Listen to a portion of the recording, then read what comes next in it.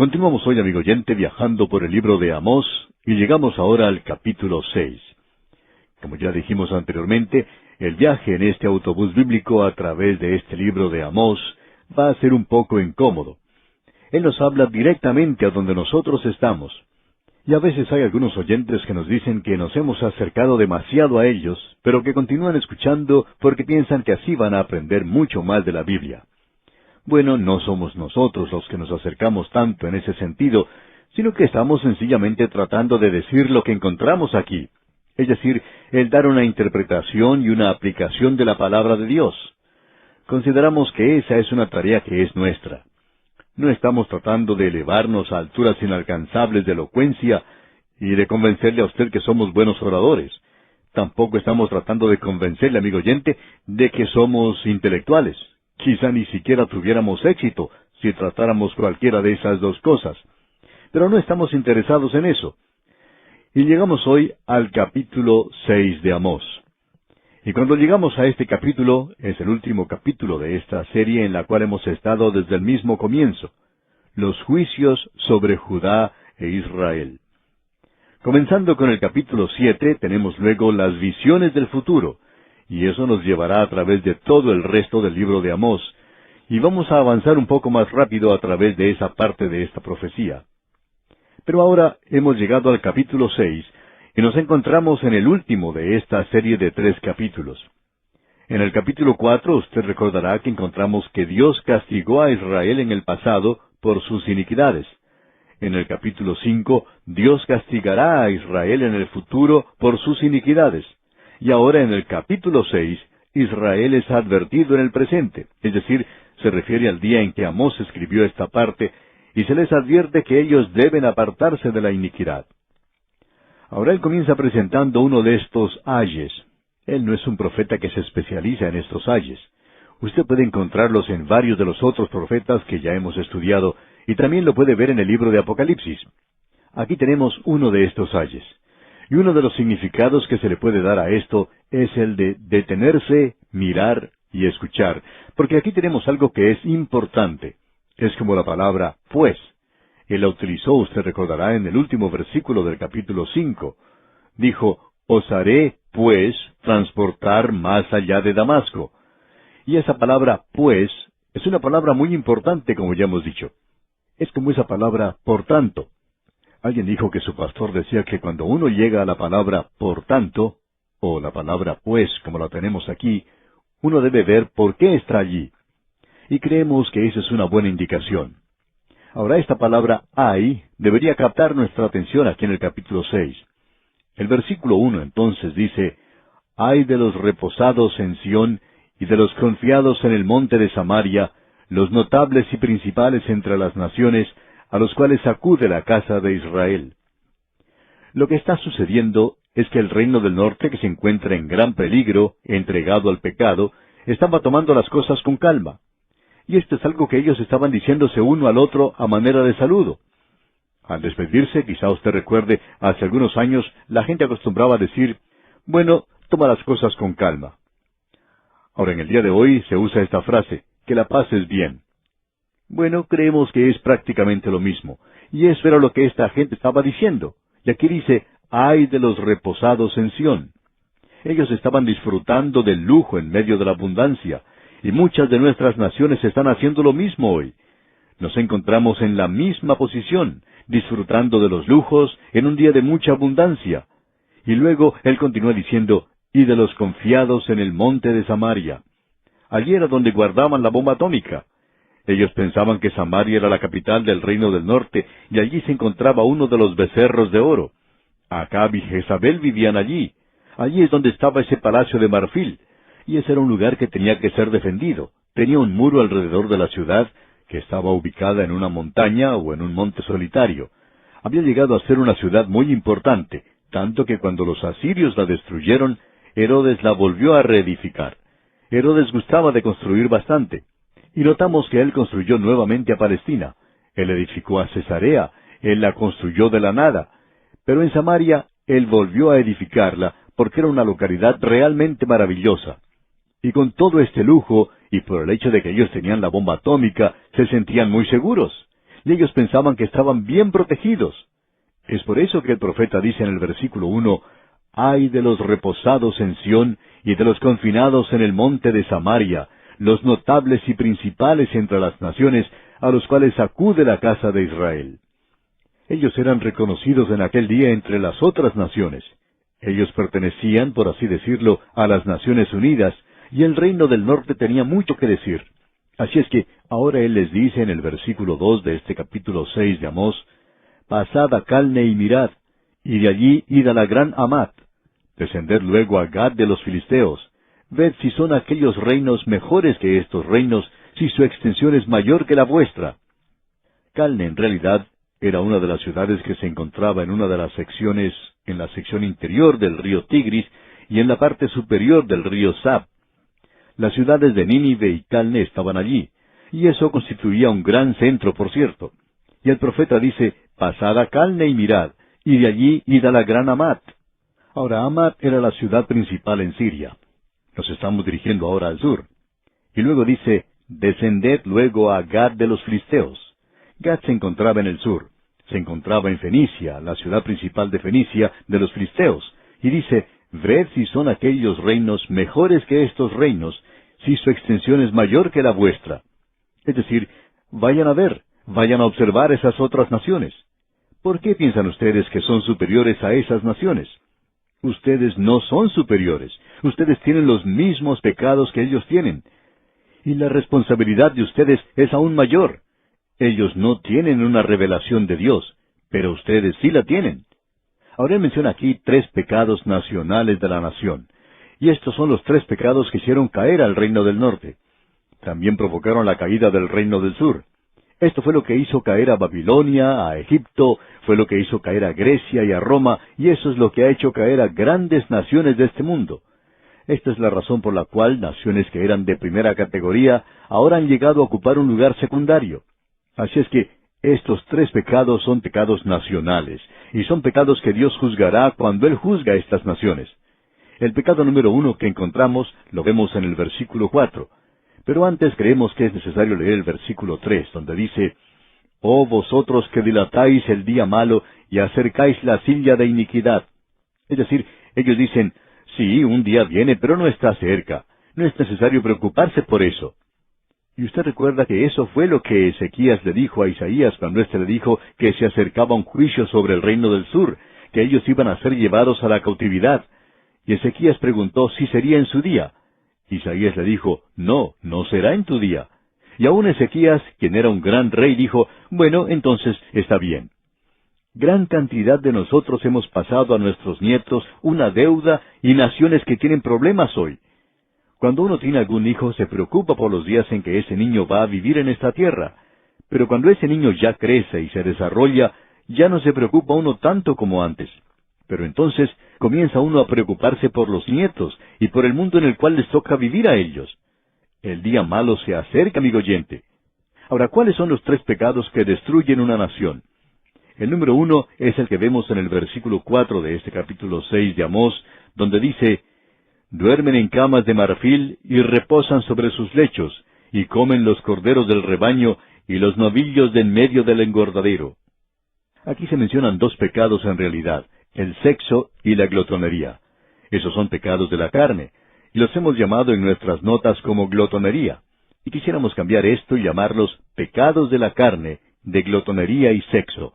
Y si usted tiene allí las notas y bosquejos correspondientes a esta sección, a este capítulo, le rogamos que incluya este cambio en ellos. Tache la palabra glotonería y agregue entonces la frase pecados de la carne, de glotonería y sexo. Ese es el cambio que debe incluir allí. Y esas son las 2 cosas que se mencionan aquí. Ahora él dice, duermen en camas de marfil. En Samaria, Acab y Jezabel habían edificado un palacio de marfil. En las excavaciones que se ha hecho en esa zona, se ha descubierto una gran cantidad de objetos, vasos y otras cosas en las ruinas de ese gran palacio. Y esto representa la vida de la clase alta de aquel día. Ellos duermen en camas de marfil. Ellos tenían camas muy amplias y estaban tomando las cosas muy tranquilamente. Y eso, digamos de paso, nos sugiere el sexo. Aquí dice, y reposan sobre sus lechos. Eso era lo que ellos estaban haciendo. Y eso es lo que se ha dicho en nuestro día. Alguien dijo como respuesta a ese movimiento de liberación de la mujer que el lugar de la mujer es en la cocina y en el dormitorio. Y eso, amigo oyente, es algo terrible de decir. No estamos de acuerdo con eso para nada. Pero ese es el color y la forma que se le da a esto en muchas naciones del presente.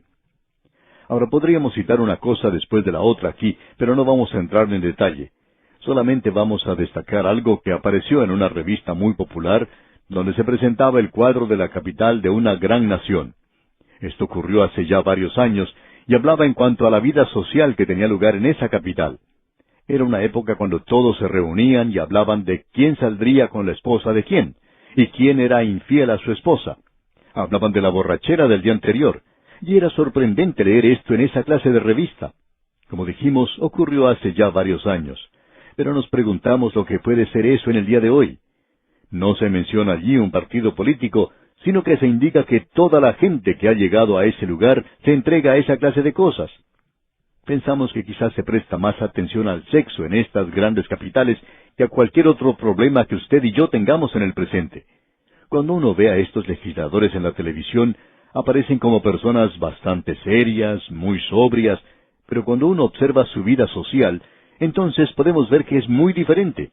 Por supuesto que esto no es así en cuanto a todos ellos, pero la gran mayoría sí lo es, y la vida social en las capitales es algo bastante corrupta. Ahora, no hay ninguna nación que haya podido sobrevivir una cosa así. Roma, probablemente la más grande de todas las naciones, y una nación que vendrá otra vez en los últimos días, gracias a la ayuda que le dará el anticristo, pero Roma cayó. ¿Por qué cayó? No fue ningún enemigo de afuera que destruyó a Roma, sino que fue algo de adentro mismo. ¿Por qué cayó? Bueno, el escritor Gibbon, en su libro en cuanto a la declinación y caída del Imperio Romano, menciona lo siguiente, que la destrucción de la familia fue una de las cosas importantes. Cuando la inmoralidad entra a una nación, ésta comienza a caer. Bien, ese es el pecado número 1.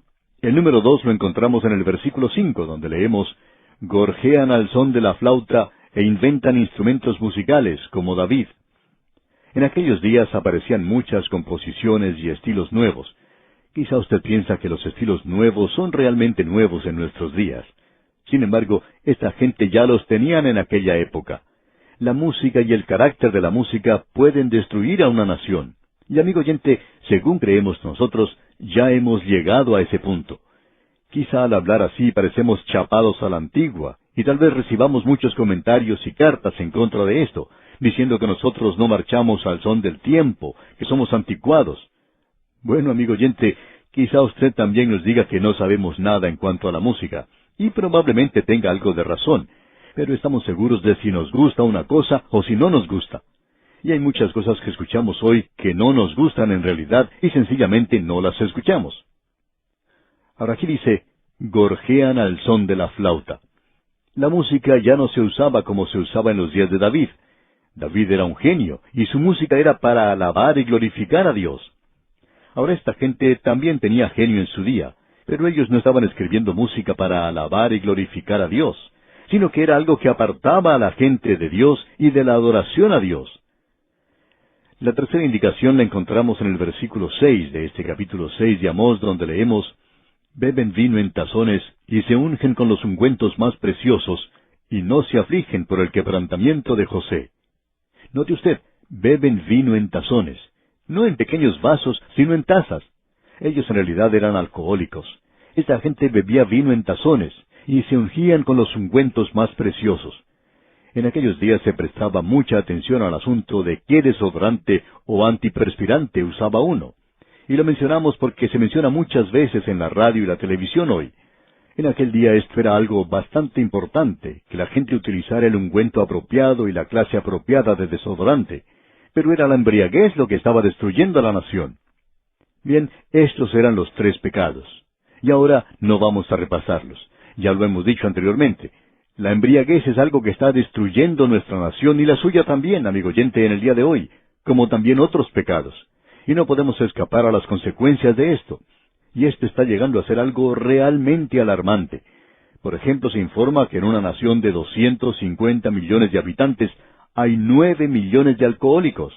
y hay 36 millones de personas cuyas vidas han sido afectadas directamente por el alcohol. Otras estadísticas demuestran que el 50% de los accidentes automovilísticos son causados por personas que han estado bebiendo alcohol. Sin embargo, las autoridades no hablan mucho en cuanto a eso. En algunas naciones se dice que es necesario emborracharse para poder educar a los niños, porque el dinero que se saca del alcohol va a ayudar a las escuelas. Hace algún tiempo, una de las grandes destilerías tenía una propaganda que hablaba en cuanto a los jóvenes que bebían.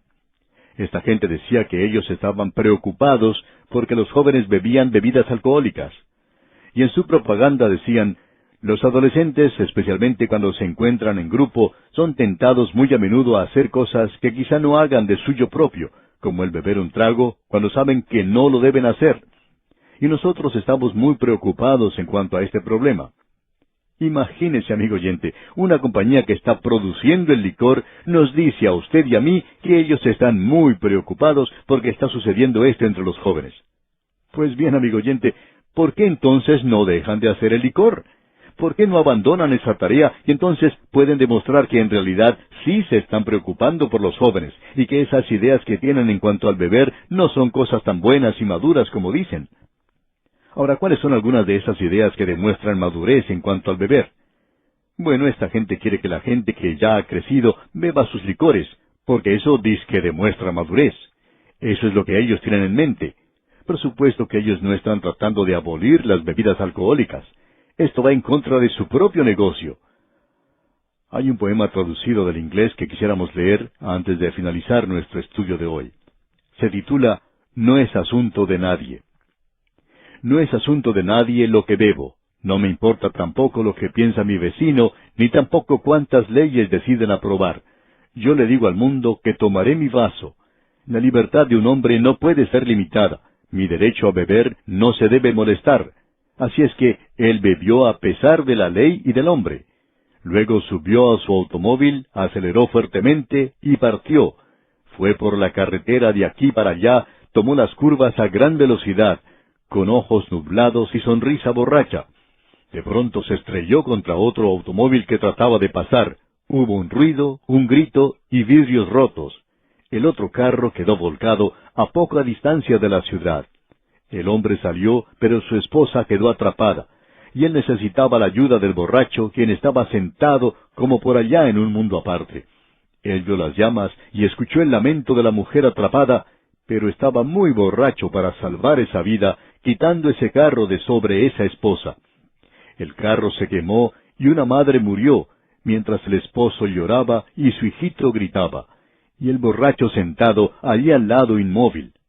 Aún así, algunos piensan que no es asunto de nadie el que ellos beban. Amigo oyente, esto es lo que destruye a las naciones. No son los accidentes en el camino. Estos son los 3 grandes pecados que han derribado a grandes naciones, y no creemos que ninguno de nosotros podamos ser una excepción.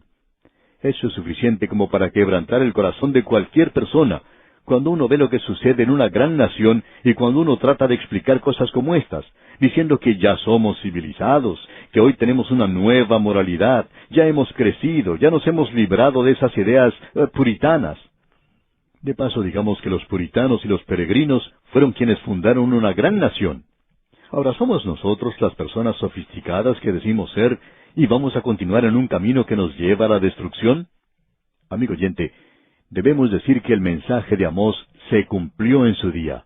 El reino del norte fue a la cautividad, fue destruido, y estos son los pecados que causaron su caída. Quizás tenga una aplicación para nosotros hoy. Y aquí, amigo oyente, vamos a detenernos por hoy. Pero antes, le sugerimos leer todo este capítulo 6 de Amós, para estar así mejor preparado para nuestro próximo estudio. Continuamos hoy, amigo oyente, nuestro recorrido por el libro de Amós y estamos en el capítulo 6. En nuestro programa anterior consideramos en conclusión los 3 grandes pecados que socavan cada nación grande del mundo. Esto fue lo que llevó a que grandes poderes mundiales cayeran en el pasado. Eso lo vimos en los versículos 4, 5 y 6. En el versículo 4 vimos que era la glotonería y el sexo. En el versículo 5 era la música pagana, y en el versículo 6 era la embriaguez. Y ya hemos tratado con esas tres cosas. No vamos a tratar eso nuevamente hoy, solo diremos que es la misma historia de siempre, el vino, las mujeres y el canto. Eso es lo que muchas personas piensan que es la vida. Sin embargo, amigo oyente, eso no es lo que la vida es en realidad, sino lo que la muerte es. Esta filosofía que dice, comamos y bebamos que mañana moriremos.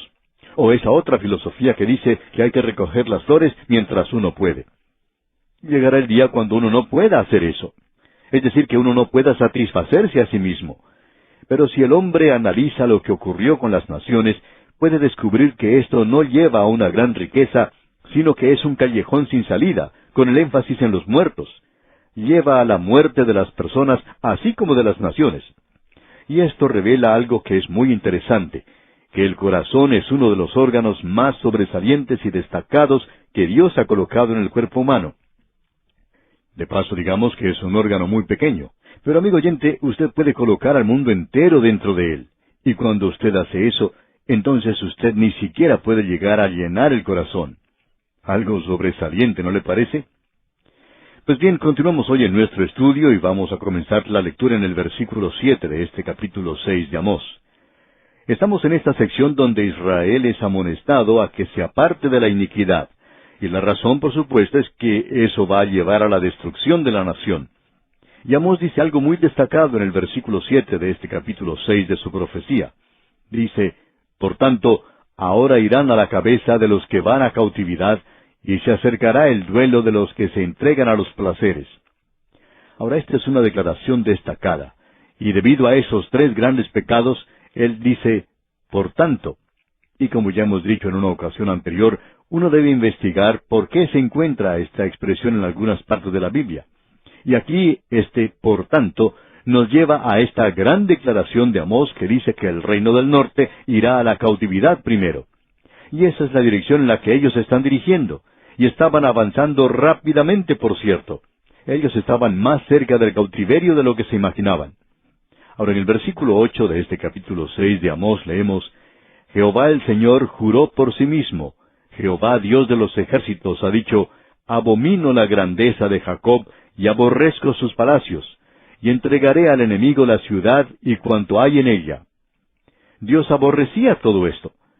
Si usted quiere saber, amigo oyente, cuál es la actitud de Dios en cuanto a esa filosofía de la nueva moralidad, del sexo, de la glotonería, de la música, así como de la embriaguez, aquí Dios lo presenta muy claro. Dios dice que Él abomina todo eso. Y como resultado, esta gente aquí se había convertido en una nación sin Dios.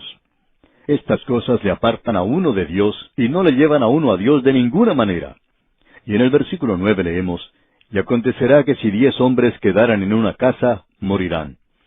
Es decir, que si 10 hombres se refugian en una casa, no habrá oportunidad de defenderse. Ellos pueden pensar que allí encuentran protección, pero no la hallarán. Dios dice que todos ellos morirán. Y en el versículo 10 continuamos leyendo, y un pariente tomará a cada uno, y lo quemará para sacar los huesos de casa, y dirá al que estará en los rincones de la casa, ¿hay aún alguno contigo? Y dirá, no. Y dirá aquel, calla, porque no podemos mencionar el nombre de Jehová. Ahora esto es algo extraño, pero significa sencillamente lo siguiente, que era un día cuando no había libertad de religión. Ellos podían adorar a los ídolos y entregarse a la idolatría, pero ellos ni siquiera podían mencionar el nombre de Jehová. Y en el versículo 11 continuamos leyendo, porque he aquí Jehová mandará y herirá con hendiduras la casa mayor y la casa menor con aberturas. El grande y el pequeño serán afectados por esto cuando vengan los asirios y los lleven a la cautividad. Ahora el versículo 12 comienza diciendo, ¿correrán los caballos por las peñas? Bueno, si usted ha andado alguna vez a caballo en terreno montañoso, se dará cuenta que un caballo puede resbalarse y caer si anda sobre las rocas. Si usted ha tenido experiencia cabalgando, se da cuenta que es imposible para el caballo mantenerse firme en un terreno donde haya rocas o peñas. Resbala fácilmente y puede caerse hiriendo a su jinete. Y eso es lo que está expresando aquí Amós. ¿Correrán los caballos por las peñas? Bueno, es mejor que no lo hagan porque pueden resbalar y caerse. Y prosiguiendo con el versículo 12 leemos, ¿ararán en ellas con bueyes? Y por supuesto que uno no puede hacer eso en un terreno donde haya peñas. Y el versículo 12 concluye diciendo, ¿por qué habéis vosotros convertido el juicio en veneno y el fruto de justicia en ajenjo? Es decir, que usted ha hecho aquello que es contrario a la razón, aquello que es contrario a lo que es correcto, aquello que es justo. Eso es lo que el profeta Amós está diciendo aquí. O sea que usted ha actuado de manera insensata. Y en el versículo 13 dice, vosotros que os alegráis en nada, que decís, ¿no hemos adquirido poder con nuestra fuerza? Ellos no habían tomado nada. En realidad el Antiguo y el Nuevo Testamento mencionan o tratan a los ídolos como si fueran nada. Pero lo más interesante es que reconocen que detrás de los ídolos hay demonios. Los griegos eran probablemente personas tan inteligentes como jamás ha habido sobre esta tierra. Y por un período de tiempo hubo una gloria que correspondió a Grecia, y se manifestó de muchas maneras, y una de ellas, por supuesto, fue en lo intelectual. Ellas eran personas altamente sofisticadas e intelectuales durante ese período, pero ellos adoraban a los ídolos. Usted recuerda lo que el apóstol Pablo dijo allá en el capítulo 17 del libro de los Hechos. Dijo, ustedes tienen tantos ídolos que hasta han hecho un ídolo para el Dios desconocido. Ellos eran personas inteligentes, pero adoraban a los ídolos. Y alguien dice, bueno, no hay nada en eso, es sencillamente un ídolo. ¿Por qué entonces una persona inteligente hace eso? No piense, amigo oyente, que los griegos estaban adorando a nada. El ídolo es nada, pero detrás del ídolo se encuentra el demonio. Y quizá podríamos estar de acuerdo con muchas de esas personas que están en esos cultos y que hablan de las cosas sorprendentes que ocurren allí. Y aceptamos que allí ocurren cosas extrañas. Pero nuestra pregunta es, ¿quién hizo eso? Y estamos seguros que quien hizo eso fue Satanás. Y el demonismo está detrás de muchas de estas cosas del presente. Pero sigamos adelante. El versículo 14 de este capítulo 6 de Amós dice, pues he aquí, oh casa de Israel, dice Jehová, Dios de los ejércitos, levantaré yo sobre vosotros a una nación que os oprimirá desde la entrada de Hamat hasta el arroyo del Arabá. Ahora Hamat era una ciudad principal en Siria.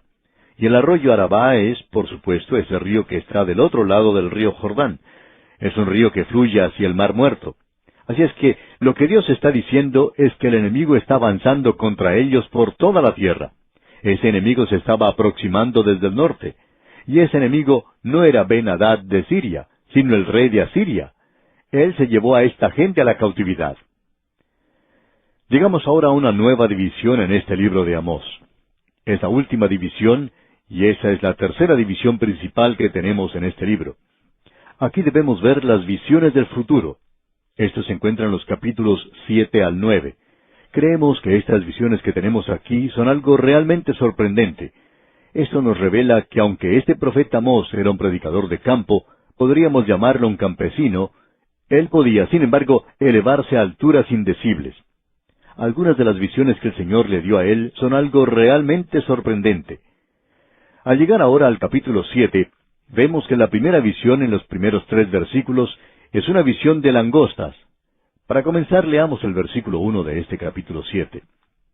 Así me ha mostrado Jehová el Señor. He aquí, él criaba langostas cuando comenzaba a crecer el heno tardío. Y he aquí, era el heno tardío después de las siegas del rey. Ahora había 2 cosechas que podían obtenerse de la tierra en aquel día. Y eso es lo mismo en el presente. La primera cosecha iba al rey como impuesto. La gente de aquel día pagaba mucho más que una 10ª parte como diezmo. Se estima que incluyendo todo, esta gente pagaba como un 33% de lo que obtenían de la tierra.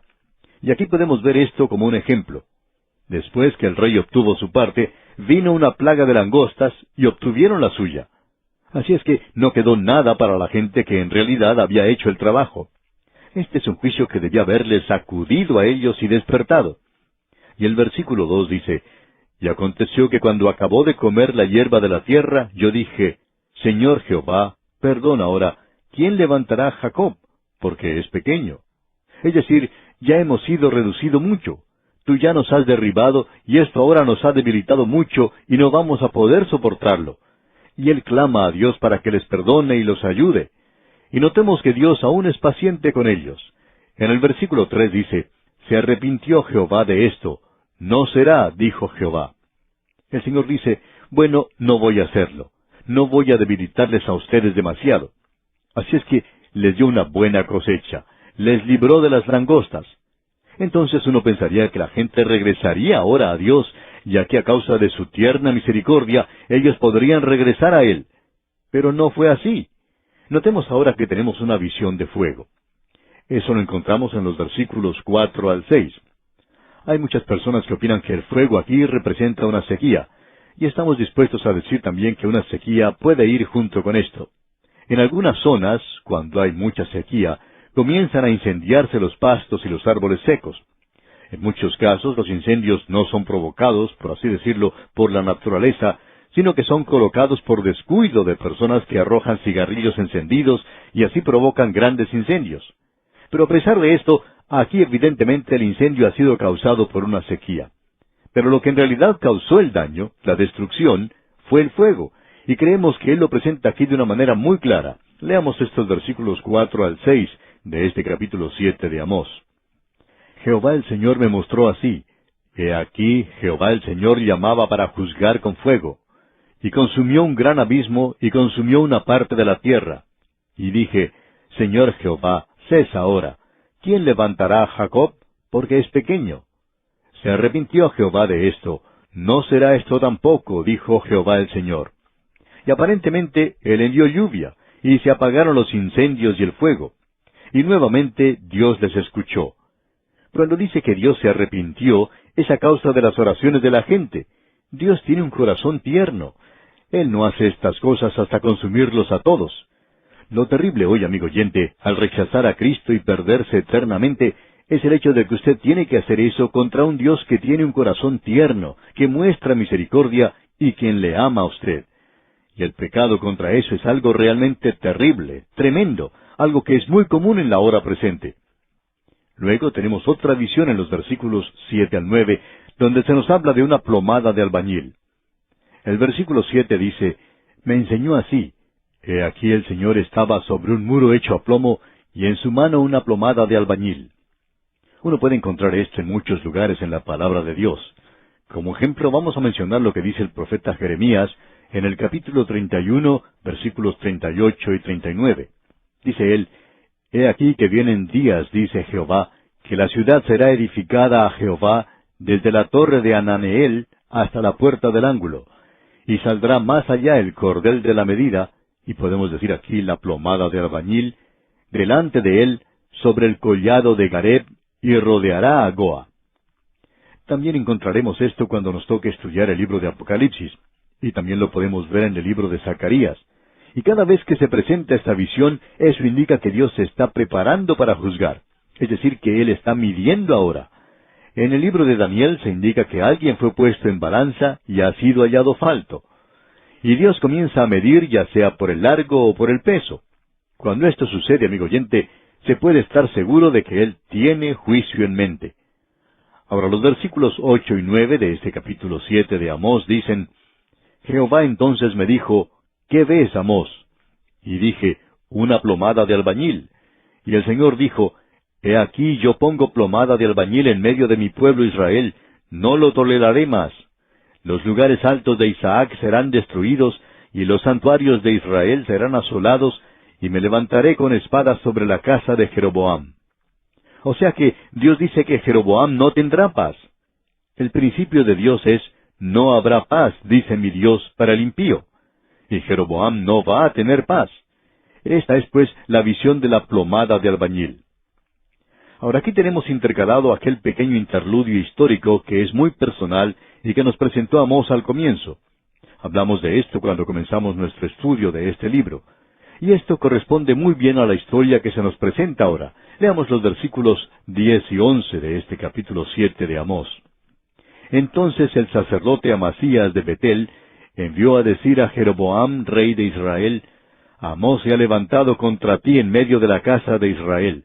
La tierra no puede sufrir todas sus palabras, porque así ha dicho Amós: Jeroboam morirá a espada, e Israel será llevado de su tierra en cautiverio. Si usted ha leído aquí, se da cuenta que Amasías mentía. Y hoy, amigo oyente, para nosotros, esta es una de las cosas más trágicas que puede suceder en la iglesia, y es cuando una persona es citada incorrectamente. A veces uno trata de decir las cosas lo más sencillamente posible, pero luego uno descubre que la gente está diciendo cosas que uno no ha dicho en realidad, Y estas gentes le hacen decir a uno cosas que uno no ha dicho, por cierto. A veces esto se hace porque la persona en realidad no le comprendió, pero otras veces es hecho a propósito. Y aquí podemos apreciar que este sacerdote Amasías fue delante del rey y dijo mentiras deliberadamente en cuanto a Amós.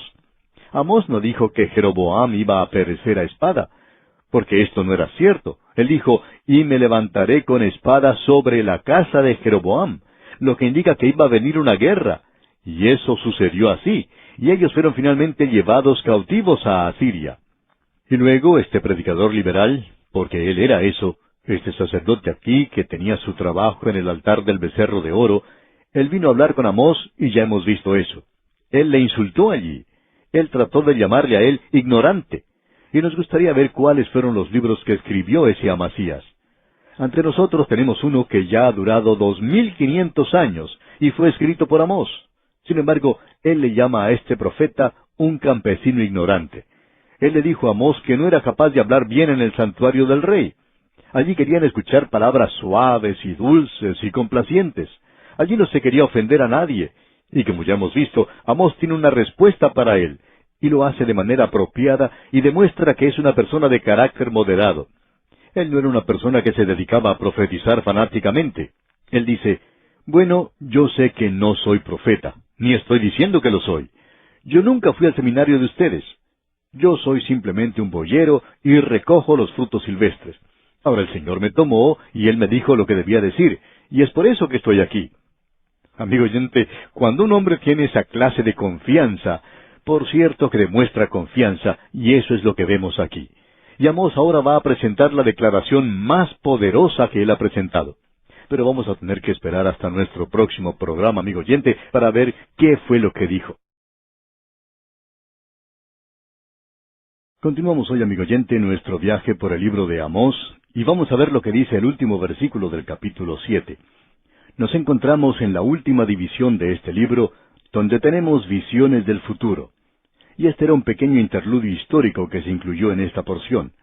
Y esta historia en realidad nos dice mucho en cuanto a Amós, aunque es bastante breve. Nos relata una historia o incidente cuando el sacerdote del becerro de oro, y usted se puede imaginar la clase de persona que él era un predicador asalariado. Él decía lo que el rey quería que dijera. Y creemos que este hombre era una persona de mucha instrucción, con un lenguaje bastante pulido.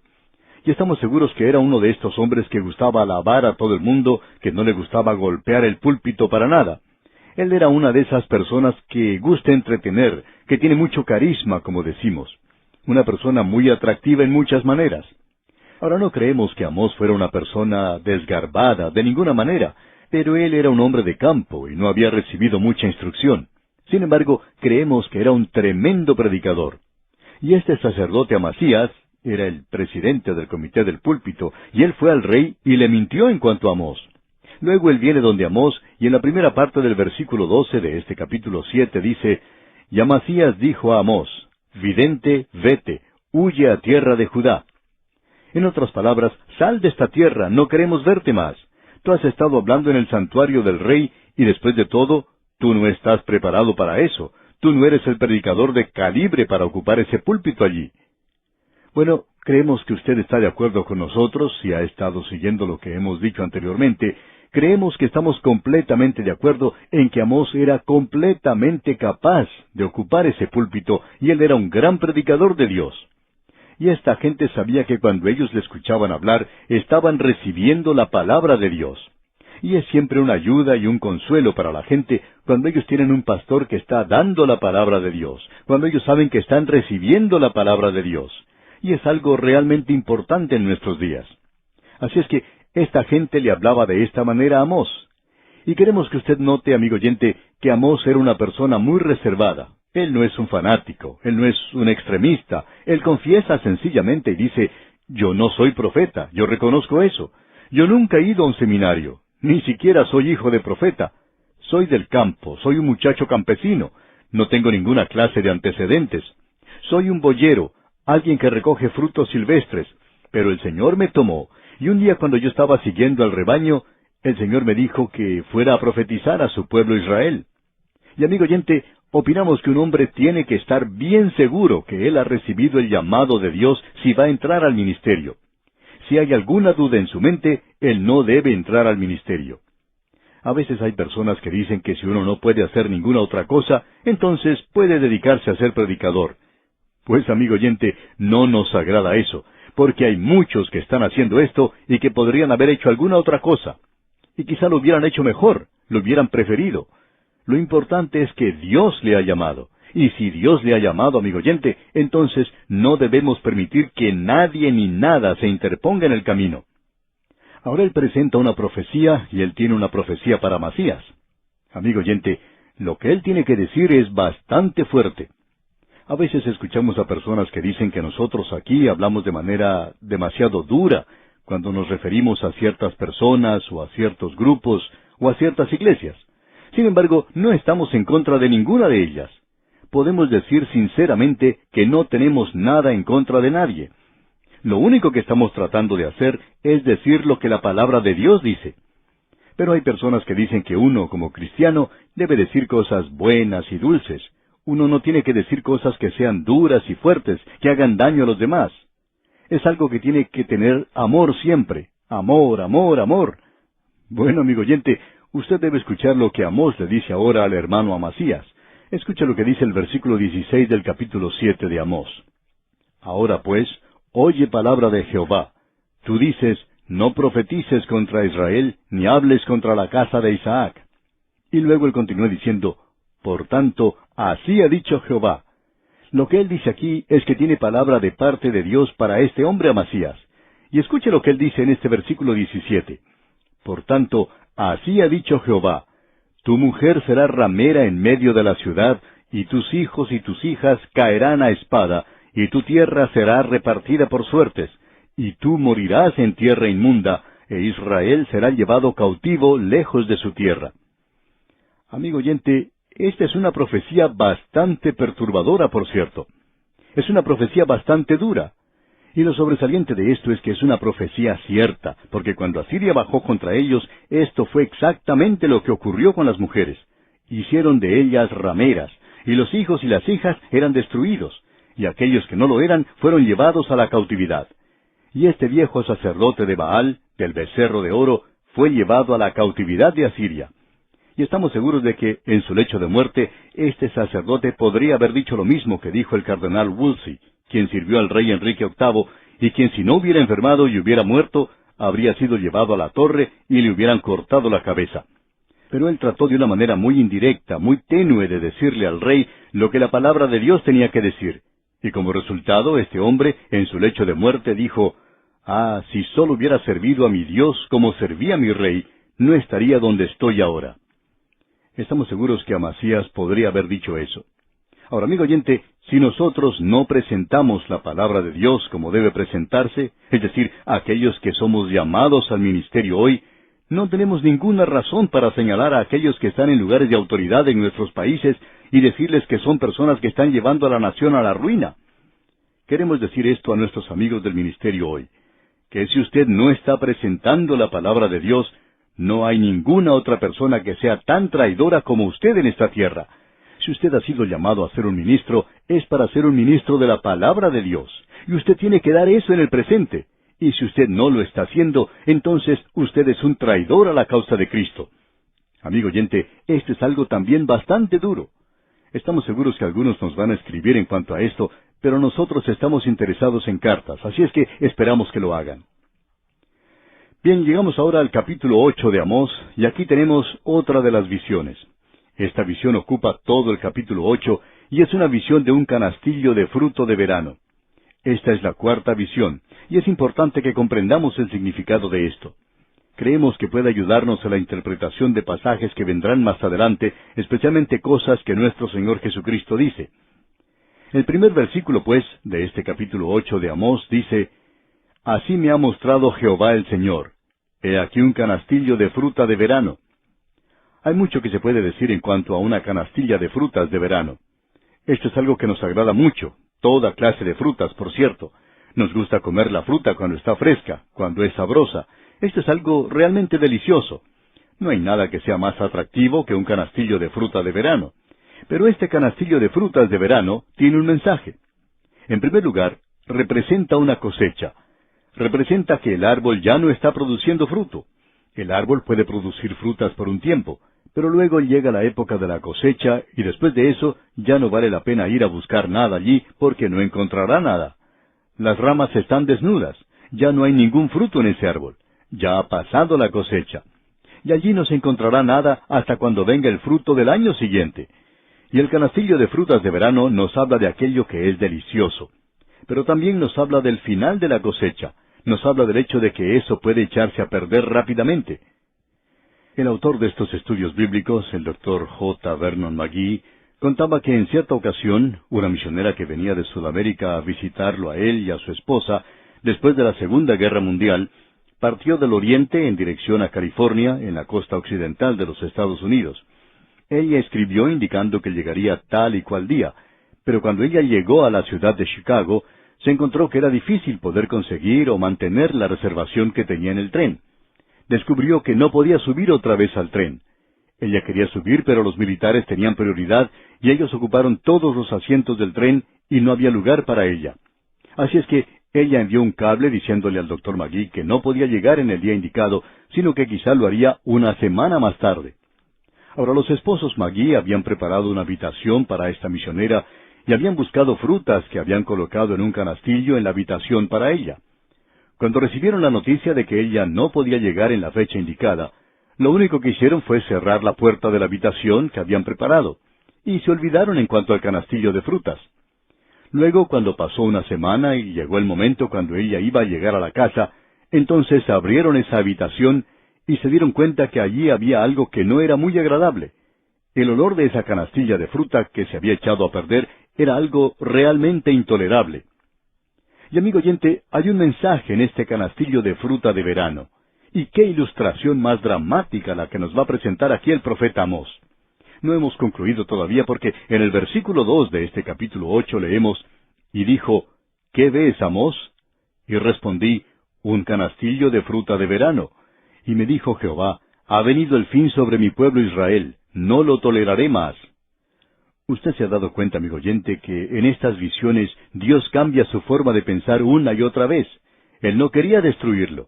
Y él dice, ya que Amós ha orado, y ya que tiene que haber un grupo, un remanente que siempre se mantuvo firme por Dios, ellos también oraron. Y Dios entonces no traía el juicio. Pero ahora este canastillo de fruta de verano dice que ya se acabó todo. Ha llegado al final del camino. Y ahora llega el juicio. Y la cosecha siempre habla de eso. Siempre hemos visto que lo que el Señor Jesucristo habló en cuanto a este asunto ha sido malentendido. Usted recordará que Él dijo que la cosecha era grande, pero que los trabajadores eran pocos. Y hay muchas personas que interpretan esto diciendo que nosotros debemos salir hoy y cosechar. Bueno, amigo oyente, nosotros no entendemos la palabra de Dios de esa manera. Debemos decir que la cosecha habla del final de un período, de cierto período, y habla del final de una dispensación. Ahora, la dispensación de la ley estaba acercándose a su fin. Cristo iba a la cruz y ahora Él dice, yo necesito trabajadores hoy. Y estamos cosechando al final de la edad. Pero después que Él murió en la cruz, bueno, ya ha comenzado una historia diferente. He aquí el sembrador salió a sembrar. Id por todo el mundo y predicad el Evangelio. Id a todo el mundo y sembrad la semilla. A veces recibimos cartas de oyentes que nos indican que han sido salvos a causa de este programa radial. Debemos considerar esto como una bendición realmente, pero nuestro trabajo es sencillamente sembrar la semilla. Es cosa del Señor el hacer que se convierta la gente. Y nosotros creemos que el Espíritu de Dios tomará la palabra de Dios y hará un hijo de Dios cuando un hombre de Dios la usa. Y eso es todo lo que hacemos, sembrar la semilla. Nosotros no salimos a cosechar. La cosecha, amigo oyente, nos habla de juicio, nos habla del final de una era. Nuestra tarea hoy es sembrar la semilla. Y hablando honradamente, amigo oyente, nos gustaría ver que todos nosotros regresáramos a hacer lo que Dios nos ha llamado a hacer. Y la iglesia debe sembrar la semilla de la palabra de Dios en el mundo el día de hoy. Bien, hemos dedicado bastante tiempo a esto porque es algo importante de notar y ahora vamos a seguir un poco más rápido. En la primera parte del versículo 3 leemos, y los cantores del templo gemirán en aquel día. Es decir, el lugar de alabanza y de regocijo a Dios se convertirá en un lugar de lamentos. Y el versículo 3 completo dice, y los cantores del templo gemirán en aquel día, dice Jehová el Señor. Muchos serán los cuerpos muertos, en todo lugar los echarán fuera en silencio. O sea que ellos verán muertos por todas partes. Y en el versículo 4 dice, oíd esto los que explotáis a los menesterosos y arruináis a los pobres de la tierra. No queremos entrar en esto nuevamente, sino que sencillamente queremos recordarle, amigo oyente, cuántas veces Amós habla sobre los pobres. Y hemos enfatizado esto ya y quizá lo hemos enfatizado demasiado, pero sucede que nosotros estamos con los pobres hoy. Quizá no ocupemos ninguna otra posición, sino una posición junto con los pobres, porque así somos nosotros. Mi familia siempre ha sido pobre. Recuerdo que cuando era muchacho, siempre teníamos dificultades económicas en casa. El dinero no alcanzaba para todos los gastos que teníamos y por consiguiente siempre vivíamos con algunas dificultades. Sería bueno que hubiese un programa de ayuda a los pobres, donde el dinero en realidad fuera a parar a manos de los pobres y no a manos de aquellos que dirigen el programa y que ya tienen dinero. Sería muy bueno ayudar a los pobres para que ellos pudieran conseguir trabajo y trabajar. En algunos lugares los pobres son tan pobres que nunca pueden escapar de esa situación. Es como si se encontraran en un círculo vicioso. Esta es la condición en la que se encuentran muchos hoy. Y nunca habrá un programa que pueda de veras ayudar a los pobres, porque la clase de gente que está tratando de hacer eso no está realmente interesada en manera genuina en los pobres. Los únicos que en realidad podrían hacer algo por los pobres, que podrían manejar un programa así, serían los creyentes. Cuando los creyentes han tomado parte en esto, ha sido cuando esto ha dado resultado en cuanto a lo que se relaciona con este mundo. La gente se ha apartado de Dios y los pobres siempre sufren en una nación que no cree en Dios. Esa siempre ha sido la misma historia, y no creemos que esto pueda contradecirse. Ahora el versículo 5 de este capítulo 8 de Amós dice, y mejor leemos también el versículo 4 otra vez para establecer la continuidad. Oíd esto los que explotáis a los menesterosos y arruináis a los pobres de la tierra, diciendo, ¿cuándo pasará el mes y venderemos el trigo, y la semana y abriremos los graneros del pan, y achicaremos la medida, y subiremos el precio, y falsearemos con engaño la balanza? Cuando ellos todavía llevaban a cabo los ritos que Dios les había dado, y si usted hubiera estado entre la gente que iba al templo de Jerusalén en aquel día, usted no hubiera podido comprender lo que el Señor estaba diciendo aquí. Él dice, esta gente está llevando a cabo todos esos ritos. Ellos están haciendo lo que se les ha mandado hacer, sí, pero sus corazones están muy lejos de eso, aunque ellos iban al templo a alabar a Dios. Eran tan avarientos y codiciosos que eso era como una enfermedad que los poseía. Y ellos estaban allí entonando cánticos y al mismo tiempo pensando en cuanto a sus negocios del día siguiente y cómo podrían estafar más a la gente. Amigo oyente, ellos no solo llevaban el pecado a la semana que venía, sino que lo llevaban también al mismo templo. ¡Qué cuadro el que tenemos aquí, amigo oyente! Y nuevamente es presentado esto. Este hombre tiene que haber sido un hombre pobre. Y queremos decir que quizás sea esa la razón por la cual alabamos tanto a este hombre Amós, porque él habla nuestro lenguaje. Él habla de las cosas que nosotros comprendemos. Él era pobre, y muchos de nosotros sabemos lo que eso significa. Ahora en el versículo 6 continuamos leyendo, para comprar los pobres por dinero. Ellos mismos tenían que venderse a la esclavitud, y eso era permitido en aquella tierra aún bajo el sistema de Moisés. Pero amigo oyente, Dios protegía a su pueblo aún entonces. Y continúa el versículo 6 diciendo, y los necesitados por un par de zapatos. Eso indica lo mísero de la condición de esta gente. Y en este mismo versículo 6 prosigue diciendo, ¿y venderemos los desechos del trigo? Eso quiere decir aquello que ya no servía, aquellas cosas que sobraban. Nunca nos ha gustado en realidad que se les dé ropa usada a los pobres en la iglesia. Nunca nos ha gustado dar a los pobres aquello que sobra. En cierta ocasión un hombre que tenía como profesión lechero pasaba cerca de una pequeña iglesia y él le dijo al pastor en una ocasión, bueno, yo paso por aquí todos los días y por lo general me sobra algo de leche, así es que voy a dejarla aquí para que usted la tome. Y el pastor le dijo que le agradecía, pero que no se molestara en hacerlo. Ahora este hombre hubiera alabado a Dios porque era capaz de ayudar al predicador dándole a él un poco de leche que le sobraba. Amigo oyente, esto nos demuestra lo míseros que podemos ser en cuanto a Dios en estos asuntos.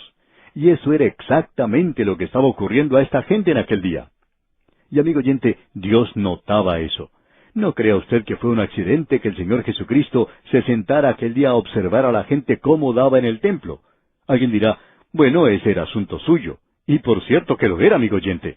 Y ese es asunto suyo también hoy, amigo oyente. Por cierto que lo que estamos observando aquí es algo bastante fuerte, un lenguaje bastante duro, pero Dios es quien está hablando en este libro aquí. Y creemos que Él está hablando de manera clara y potente en los días en que nos toca vivir a nosotros. Bien, amigo oyente, vamos a detenernos aquí por hoy. Dios mediante continuaremos en nuestro próximo programa. Continuamos hoy, amigo oyente, nuestro viaje por el libro de Amós, y estamos en el capítulo 8, y vamos a comenzar hoy nuestro estudio en el versículo 7. Usted podrá encontrar que estamos en un capítulo al cual hemos llamado La visión del canastillo de frutas de verano. Y como hemos podido apreciar en nuestro programa anterior, es algo que sugiere mucho, y nos habla de juicio, del juicio de Dios sobre la nación. Eso es lo que quiere decir el tiempo de la cosecha. Usted recuerda que el Señor presentó una parábola de que al fin de las edades Él iba a enviar al campo a aquellos que iban a recoger esa cosecha. Y Él también dijo que nosotros no debíamos arrancar la cizaña, que Él iba a permitir que ambas cosas crecieran juntas y que al final de las edades, en la época de la cosecha, Él sería quien haría la distinción, o encontraría la diferencia entre lo bueno y lo malo. Después de todo, Él es el único que puede hacer esa clase de división. Y será entonces algo que Él hará en esa ocasión. Así que hemos visto que ese es el cuadro allí. Pero la fruta de verano es algo tan delicado que no se demora mucho en echarse a perder. Por tanto, debe ser consumida inmediatamente. Y en cuanto a la bondad del hombre, Él le dice a Israel en aquel día y a nosotros hoy, que nuestra bondad es como un canastillo de fruta de verano. Parece algo muy hermoso ahora, pero no demora mucho en echarse a perder. Esa es, pues, la bondad del hombre. Y nosotros, amigo oyente, somos igual. Hay días cuando nosotros somos buenos, tan buenos, que nos parecemos a uno de esos muchachitos que van a la escuela dominical. Alguien viene y nos dice lo buenos, lo dulces que somos. Pero luego hay otros días cuando esa fruta de verano se echa a perder. Y entonces alguien tiene que decirnos que ya no somos ese muchachito tan dulce como lo fuimos el día anterior o la semana anterior. Pero así es la bondad o el buen comportamiento humano en el presente. ¡Qué cuadro el que tenemos aquí, amigo oyente! Este hombre Amós era un predicador que tenía una imaginación realmente tremenda, y tenía un mensaje tremendo también. Y como usted puede apreciar, nos gusta mucho la forma en que presenta las cosas. Ahora, el versículo 7 de este capítulo 8 de Amós dice, Jehová juró por la gloria de Jacob, no me olvidaré jamás de todas sus obras. Ahora aquí vemos dos cosas. La gloria de Jacob es el Señor Jesucristo, y Él ha jurado por la gloria de Jacob. ¿Cuál es esa gloria? Es el Mesías que vendría. Bueno, no podía ser un juramento más alto que ese.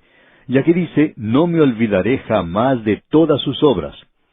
Ahora vimos en el programa anterior que Él no se olvida de ninguna obra, aun las obras del creyente. Todos debemos presentarnos delante del tribunal de Cristo, y vamos a ser juzgados por las cosas que hayamos hecho en el cuerpo, ya sean buenas o sean malas. ¡Qué cuadro que se nos da aquí en relación con esto, amigo oyente! Notemos ahora al seguir adelante lo que dice el versículo 8. ¿No se estremecerá la tierra sobre esto? ¿No llorará todo habitante de ella? Subirá toda como un río, y crecerá y mermará como el río de Egipto. Ahora hay muchos que han comentado sobre esto y que opinan que aquí se está refiriendo a un terremoto. Puede que sea así. No vamos a descartar eso, pero creemos que es el hecho de que Dios actúa duramente contra ellos en juicio lo que hace que la tierra se estremezca. Y aún hoy, uno no puede dejar de notar esos lugares, especialmente en el reino del norte, es decir, todo lo que aquello era en aquel día el reino de Israel. Usted no puede pasar a través de lugares como Samaria, por ejemplo, un lugar montañoso, por Gilgal, cerca de Betel. Todos esos lugares se encuentran en un estado terrible. Parece que en una época era una zona muy fructífera y que allí había mucha vegetación y muchos árboles, por cierto. Pero esa tierra es algo árida ahora. Muestra la evidencia de un castigo, de un juicio sobre ella. Dios bajó con mucha dureza. Dios actuó duramente contra esa tierra. Y nosotros vamos a ver al final del próximo capítulo que la promesa para el futuro incluye la tierra y la gente. La tierra y el pueblo van juntos, no se pueden separar. Y eso es algo muy importante de notar en la profecía. veremos que ya sea juicio o ya sea una bendición, todo eso será para la tierra, así como también para el pueblo. Y hoy nuevamente deberíamos decir que esa es otra de las razones por la cual no podemos aceptar que las profecías de las Escrituras se estén cumpliendo en el regreso de la gente a esa nación. Debemos decir que han regresado físicamente a la tierra, pero no han regresado espiritualmente al Señor, y no hay una bendición sobre esa tierra. Eso no ha cambiado. Es cierto que ellos han trabajado y han trabajado bastante duro. Ellos han recobrado mucho de la tierra de partes realmente pantanosas, y ellos han logrado irrigar muchas partes del desierto, y cuando pueden hacer eso, entonces florece como la rosa. Pero esos lugares son muy pocos y muy alejados el uno del otro, aún en ese país tan pequeño. Por tanto, uno no puede decir que estas grandes profecías se están cumpliendo en el presente. El último regreso a la tierra de ellos no ha tenido lugar aún. Debemos decir que hay más judíos en otras ciudades grandes del mundo que en Israel mismo, que en toda la nación de Israel. Y eso debería decirnos algo. Si la gran mayoría de nuestra nación se fuera a vivir a Londres, o a París, o a Roma, o al norte de África, entonces tendríamos que llegar a la conclusión de que nuestra nación se ha dividido mucho, cuando uno pierde la población de esa manera. Y continuando aquí, volvemos a leer el versículo 8 que dice, ¿no se estremecerá la tierra sobre esto? ¿No llorará todo habitante de ella? Subirá toda como un río y crecerá y mermará como el río de Egipto. Y como usted sabe, durante la época de inundaciones en esa zona, toda la tierra queda cubierta por agua. Y eso no solo le trae agua a la tierra, sino que también trae mucho fertilizante, ya que ese río viene del mismo corazón de África. Luego, comenzando con el versículo 9, dice, «Acontecerá en aquel día, dice Jehová el Señor, que haré que se ponga el sol a mediodía, y cubriré de tinieblas la tierra en el día claro». Notemos que dice, «acontecerá en aquel día». Y aquí tenemos a Amós hablando de aquel día. Y ya hemos llegado a la conclusión, por lo menos creemos haber llegado, habiendo mirado a tantos de los profetas que hablan de aquel día, que esta es una expresión técnica que se refiere específicamente al día de Jehová. Y generalmente se refiere a la gran tribulación, porque eso viene primero. Porque el día comienza con la noche, en lo que se refiere a Israel, y también en lo que se refiere a la Biblia, como hemos expresado ya en el Génesis, donde se indica que era la noche y la mañana del primer día. Yo no sé si usted se ha expresado de esa manera, yo nunca lo hubiera hecho. Yo hubiera dicho la mañana y la tarde o la noche del primer día. Pero el día de Jehová comienza con las tinieblas, y Amós nos ha presentado eso de una manera muy clara. Y creemos que aquí él se prepara para hablar del juicio que se acerca en el futuro. De modo que este versículo 9 dice entonces, «Acontecerá en aquel día, dice Jehová el Señor, que haré que se ponga el sol a mediodía, y cubriré de tinieblas la tierra en el día claro». Ese será el juicio futuro. Luego él vuelve a lo que va a hacer en aquel tiempo en particular, lo cual él hizo, digamos de paso. Él no hizo lo otro, de eso estamos seguros. Y en el versículo 10 dice entonces, «Y cambiaré vuestras fiestas en lloro, y todos vuestros cantares en lamentaciones, y haré poner cilicio sobre todo lomo, y que se rape toda cabeza, y la volveré como en llanto de unigénito, y su postrimería como día amargo». Dios le dio a la nación de Israel 7 fiestas, y los hombres debían venir ante Él en 3 de esas grandes fiestas, y siempre debían venir regocijándose. Siempre era un tiempo de alabanza y agradecimiento y de glorificación a Dios. Ahora Dios dice que ellos han estado celebrando las fiestas, pero que no han estado alabándole. Ahora Él está cambiando esas fiestas en lloro, algo completamente opuesto a lo que debería ser. Y dice, «y todos vuestros cantares en lamentaciones». Esto es algo muy interesante. No somos críticos de la música y no queremos entrar en ese campo, pero nos preguntamos, ¿qué es la música popular en el presente? Si usted ha notado las palabras de las composiciones musicales populares, se puede dar cuenta que en su gran mayoría son lamentos. No hay nada de gozo en ellas. Por supuesto que tienen cierto ritmo y uno salta de arriba para abajo como un yoyo, y pensamos que esa clase de gozo es lo mismo que puede sentir un niño cuando juega con un yoyo. No hace falta pensar mucho para hacer eso. Es algo que es un producto de la carne. Pero esa es la clase de música que el mundo siempre ha producido. Es algo trágico, algo triste. Si usted ha tenido el privilegio de ver alguna ópera, o por lo menos escuchar alguna ópera por radio, se habrá dado cuenta que siempre hay algo trágico en esto. El muchacho nunca logra conseguir a la muchacha, y eso es algo trágico. Uno escucha canciones donde la gente se lamenta y se queja. Eso es lo que produce el mundo hoy. Esa es la música. Y aquí Dios dice, cambiaré todos vuestros cantares en lamentaciones. Y en la segunda parte del versículo 10 leemos, y haré poner cilicio sobre todo lomo, y que se rape toda cabeza, y la volveré como en llanto de unigénito, y su postrimería como día amargo. Ese era el juicio que se acercaba contra ellos, y tuvo lugar en aquel día, y se cumplió literalmente. Ahora el versículo 11 dice, He aquí vienen días, dice Jehová el Señor, en los cuales enviaré hambre a la tierra, no hambre de pan, ni sed de agua, sino de oír la palabra de Jehová. Aquí se habla de un hambre que es muy poco común. Dios les ha dado a ellos su palabra, y ellos la han rechazado. Ellos no la querían, ellos se habían apartado. Y ahora Él dice que llegará un día cuando ellos no van a tener su palabra. Es decir, que llegará un día cuando ellos no escucharán ya más la palabra de Dios. Y uno puede escuchar a mucha gente hoy que indica que muchas iglesias se han apartado de la palabra de Dios. La mayoría han tenido que cerrar sus puertas. Algunas tienen poca gente y están pasando por dificultades. Ya no se presenta la palabra de Dios en una verdadera enseñanza bíblica. Hay mucho de eso que llaman enseñanza bíblica, pero que en realidad no es enseñanza bíblica. Y es así que esas iglesias, muchas de ellas, han tenido que cerrar sus puertas, han perdido su influencia. Aquellas que continúan con sus puertas abiertas, han perdido su influencia, ya no atraen a la gente. Lo que ha sucedido es esto, amigo oyente. Dios dice que cualquier iglesia o nación, si Él les ha dado la palabra de Dios y no la escuchan, entonces la quitará. Y eso es lo que ha ocurrido. Usted puede lamentarse, amigo oyente, todo lo que quiera en cuanto a esas iglesias hoy que se han modernizado y donde ya no se escucha la palabra de Dios. Pero ¿qué era lo que hacían ellos cuando la tenían? Muchos de ellos la rechazaron y dieron sus espaldas a la palabra de Dios. Luego vino un hambre por la palabra de Dios. Como resultado, muy poco de la palabra de Dios se está predicando en nuestras naciones.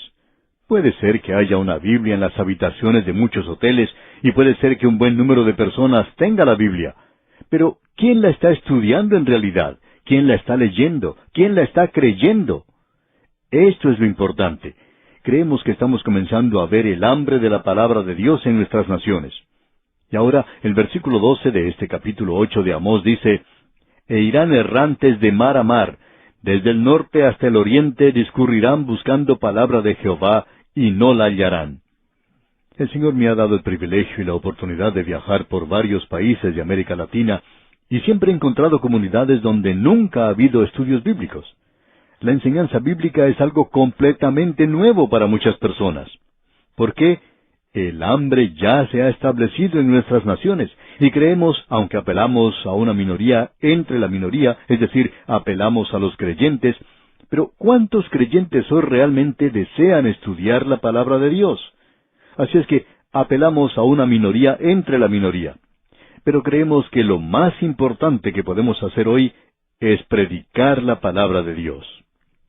Ahora, en el versículo siguiente, el versículo 13, leemos, En aquel tiempo las doncellas hermosas y los jóvenes desmayarán de sed. Joel ya había hablado de eso, de que llegaría un día cuando sería así. Y vemos que Isaías también habló de eso, indicando que los jóvenes desmayarían. Y ahora Amós nos presenta claramente que es por la palabra de Dios. Y en el versículo 14 de este capítulo 8, el versículo final del capítulo 8 de Amós, dice, Los que juran por el pecado de Samaria y dicen, Por tu Dios, oh Dan, y por el camino de Beerseba caerán y nunca más se levantarán. Muchos juraban por Samaria, y eso era algo bastante común en el oriente. Entendemos que en el día de hoy, en aquella tierra, un hombre jura por la Meca, o jura por una de esas mezquitas. Era la costumbre de aquel día. Estos eran grandes centros de idolatría en aquel tiempo en particular.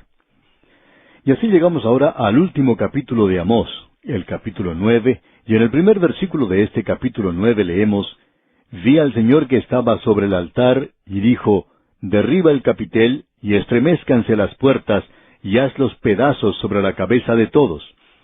Y al postrero de ellos mataré a espada, no habrá de ellos quien huya ni quien escape. Esto se refiere a la venida de los asirios para destruir el reino del norte y llevarse lo que quedaba a la cautividad. El altar al cual se está refiriendo y el templo no es el de Jerusalén. Se refería a aquel que estaba en Betel y a aquel que estaba en Samaria, donde estaba el becerro de oro.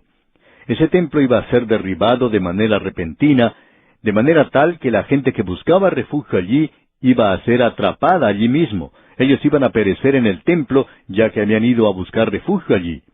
Este era el juicio que vendría sobre ellos. Este es el juicio que caería muy pronto sobre ellos. Un juicio que está en el futuro y que es identificado como el día de Jehová.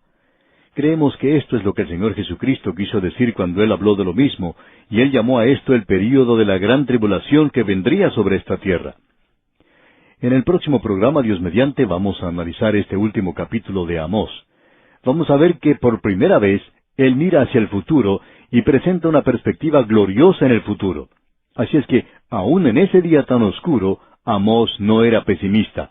Él miró hacia el futuro y pudo observar que se aproximaba un día glorioso para esta tierra. Y creemos que cualquier hijo de Dios hoy debería ser un optimista, que ninguno debería ser pesimista. No hay ninguna razón para ello. Y bien, amigo oyente, vamos entonces a detenernos aquí por hoy. Vamos hoy, amigo oyente, a considerar la parte final de este pequeño libro de Amós. Confiamos que este haya sido un estudio de mucho provecho para usted. Para nosotros ha sido uno de los libros más emocionantes.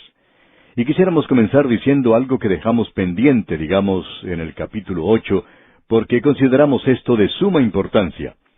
En este capítulo se presenta la disolución y la caída permanente del reino del norte.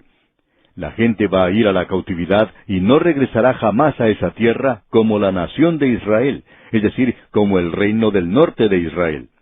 Regresarán, sí, pero lo harán con las 12 tribus. En realidad, muchos de ellos regresaron con las 12 tribus.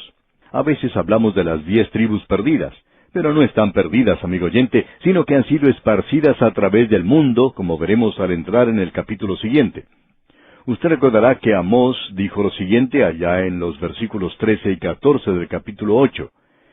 En aquel tiempo, las doncellas hermosas y los jóvenes desmayarán de sed.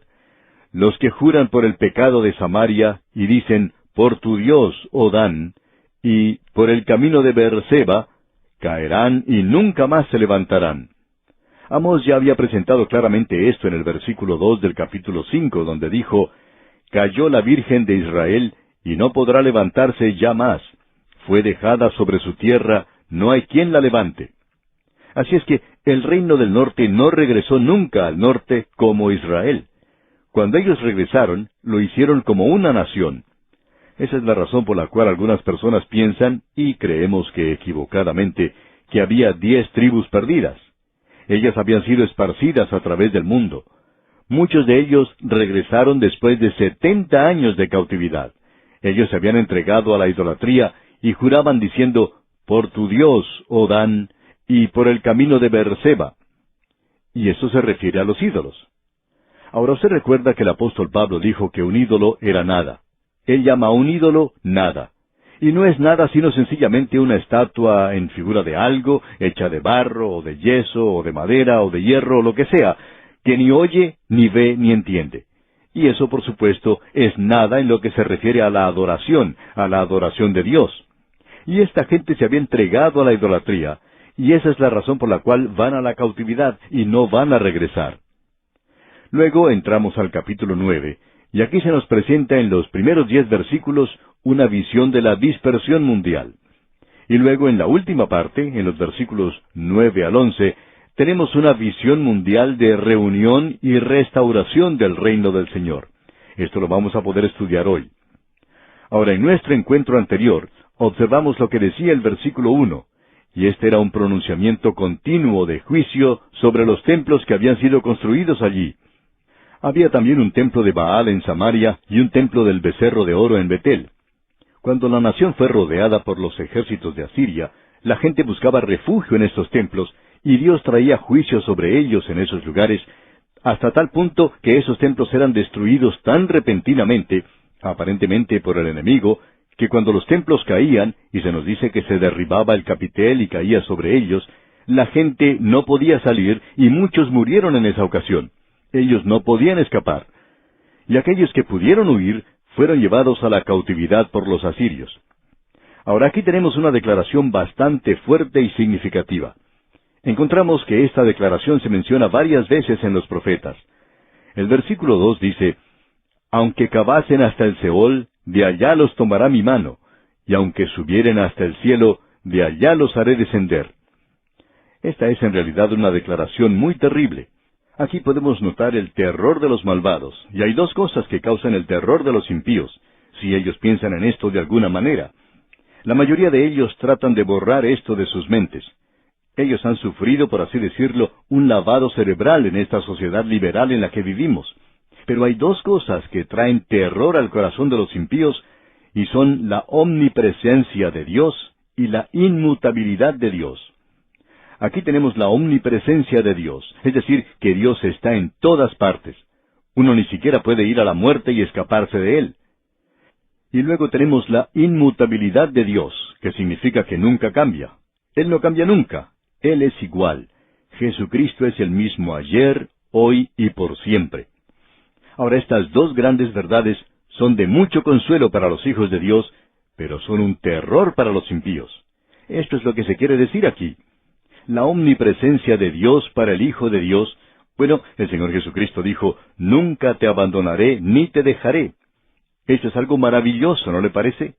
«El que a mí viene, no le echo fuera», dijo Él. Él le recibe a usted y le recibe para la eternidad, por siempre. Nadie puede arrebatarnos de su mano.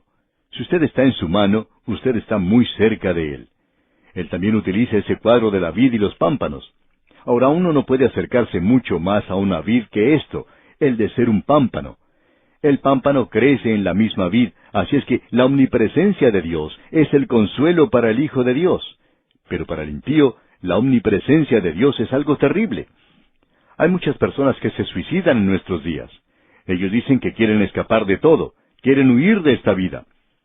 Cierto hombre que se suicidó dejó una nota que decía, «Quiero terminar con todo, quiero librarme de esta vida». Bueno, él se libró de los problemas de esta vida y muchas otras cosas que en realidad le estaban molestando. Él tenía muchos problemas, pero no se pudo librar de Dios. Amigo oyente, la muerte no los separa a ellos de Dios. Allí también está Dios. El salmista David, usted recuerda, dijo, «Si subiere a los cielos, allí estás tú, y si en el Seol hiciere mi estrado, he aquí, allí tú estás». Uno no puede escaparse de Dios. Francis Thompson escribió algo hace varios años, en lo cual él no quería demostrar irreverencia, y no es irreverente en realidad, pero allí decía que Dios es como uno de esos perros de casa, que no le pierden el rastro a uno, no importa dónde uno esté. Él siempre está siguiéndole el rastro, uno no puede escaparse de él. Y luego, por supuesto, tenemos la inmutabilidad de Dios. Dios dijo en el Antiguo Testamento que iba a juzgar el pecado. Él no leyó nada nuevo en el periódico de hoy. Él podría leer allí mucho de liberalismo, pero no aprendió nada nuevo escuchando o leyendo esto del presente, o escuchando a los profesores de colegio o a los científicos. Dios no aprende nada de ellos. Dios no ha cambiado su forma de pensar, amigo oyente. Dios nunca cambia. Jesucristo es el mismo ayer, hoy y para siempre. Eso es algo maravilloso para el Hijo de Dios, como ya hemos dicho hace algún tiempo cuando estudiábamos la epístola a los Hebreos. Cuán maravilloso es que el mismo que anduvo por el mar de Galilea, que demostró su gracia tan maravillosa, Él es el mismo hoy, y eso sirve de consuelo para el Hijo de Dios. Ahora, en el versículo 3 de este capítulo 9 de Amós leemos, «Si se escondieran en la cumbre del Carmelo, allí los buscaré y los tomaré. Y aunque se escondieren de delante de mis ojos en lo profundo del mar, allí mandaré a la serpiente y los morderá». En la cumbre del monte Carmelo se ha construido una ciudad, y en los lados de esa montaña se puede ver que hay cuevas. Aparentemente esta gente trataría de esconderse allí, y quizá usted puede entrar a un submarino e ir al fondo del océano, pero amigo oyente, Dios está allí también. Usted no puede escaparse de Él. Y en el versículo 4 leemos, y si fueren en cautiverio delante de sus enemigos, allí mandaré la espada, y los matará, y pondré sobre ellos mis ojos para mal y no para bien. Así es que los impíos hacen bien en temer a Dios y en tener temor del futuro. El hombre que comete suicidio, pensando que se va a librar así de sus problemas, ciertamente está entrando a otra clase de problemas. Es como saltar de la sartén al fuego. Y en el versículo 5 ahora de este capítulo 9 de Amós leemos: El Señor Jehová de los ejércitos es el que toca la tierra y se derretirá, y llorarán todos los que en ella moran, y crecerá toda como un río, y mermará luego como el río de Egipto.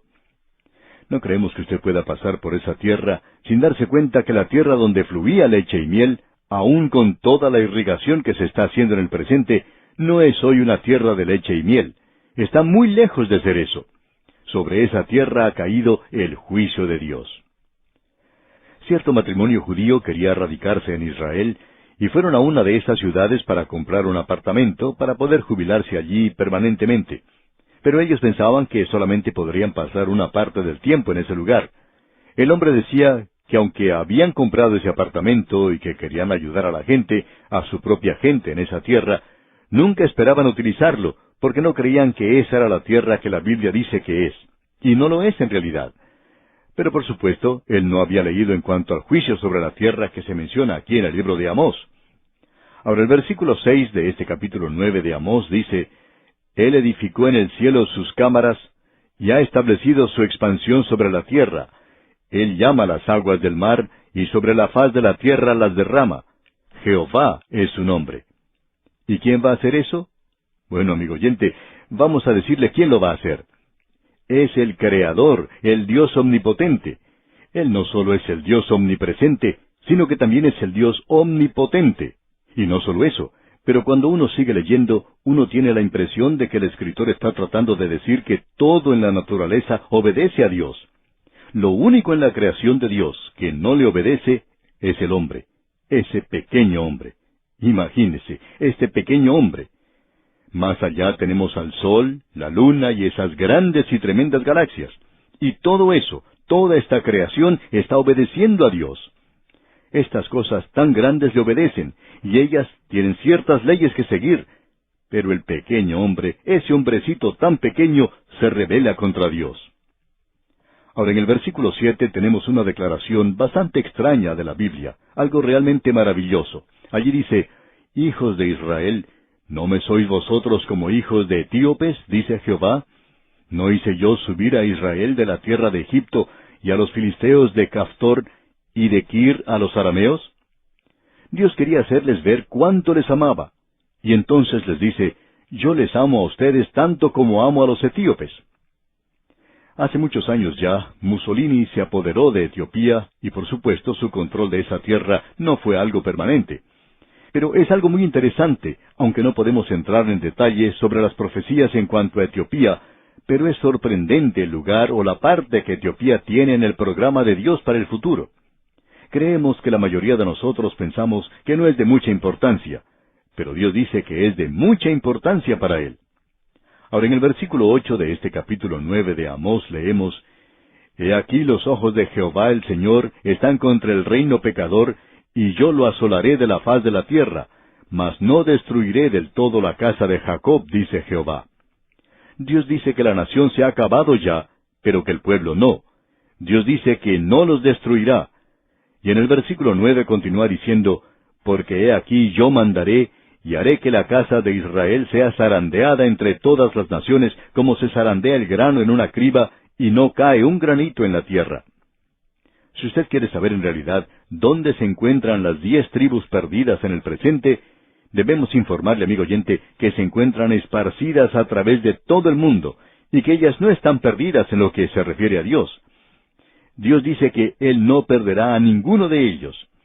Y en el versículo 10 continúa diciendo: A espada morirán todos los pecadores de mi pueblo que dicen: no se acercará ni nos alcanzará el mal.